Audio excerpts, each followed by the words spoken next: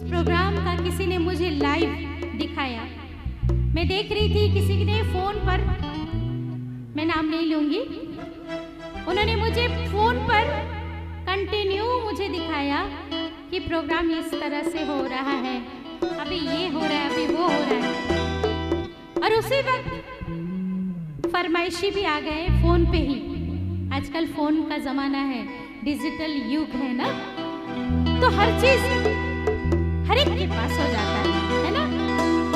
तो जब मैंने देखा ये हुजूम, सचमुच मैं ईश्वर को धन्यवाद दे रही थी कि ऐसे पैंडेमिक समय को पार करके, इतने बड़े संकट, कोरोना जैसे संकट को पार करके आज हम यहाँ प्रभु की दया से खुशियां मना रहे हैं। तो उनका गुणगान, उनका जय जयकार तो बिल्कुल होना चाहिए।